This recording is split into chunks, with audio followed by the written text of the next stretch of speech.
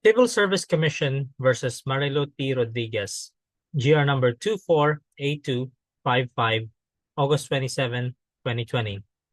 The facts of the case are as follows. In June 1988, Marilu T. Rodriguez took the nursing licensure examination in Manila.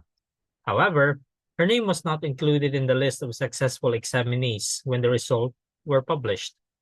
Now, despite failing the exam, Rodriguez applied for and was accepted as a staff nurse at Davao Oriental Provincial Hospital in 1989 by submitting a falsified passing rate of 79.6 in the 1988 NLE and a fake Professional Regulation Commission identification card.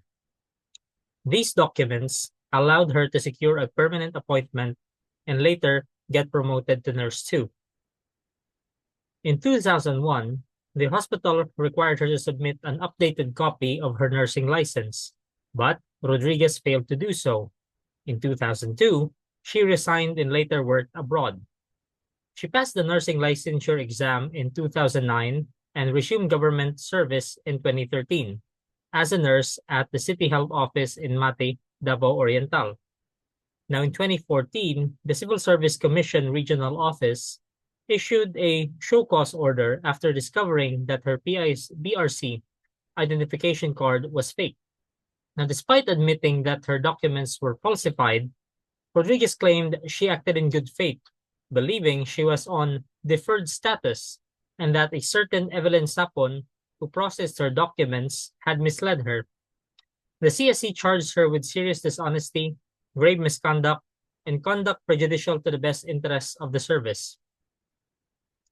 Now, the CSC Regional Office 11 held Rodriguez guilty of serious dishonesty, grave misconduct, conduct prejudicial to the best interests of service, and falsification of official documents.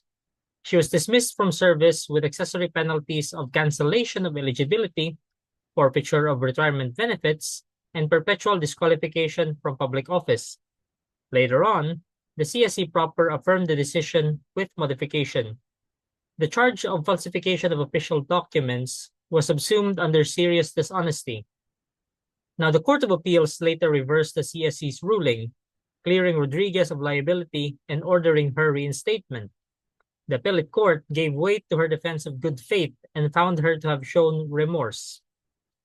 Now, the issue of this case is whether or not Marilu T. Rodriguez, who submitted falsified documents to secure employment as a nurse, acted in good faith when she claimed to have passed the nursing licensure examination in 1988 and used a fake PRC identification card to justify her continued employment in the public sector. Now, the court held that no, Rodriguez did not act in good faith when she submitted falsified documents to secure her employment as a nurse, claimed to have passed the nursing licensure examination in 1988, and used a fake PRC identification card to justify her continued employment in the public sector.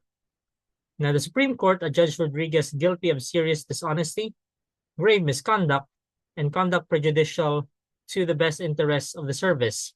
It reasoned that Rodriguez's claim of good faith was not credible. Rodriguez was aware that her name was not in the list of NLE passers, yet she chose to rely on the word of a certain Evelyn Sapon, whose identity and role she never properly established.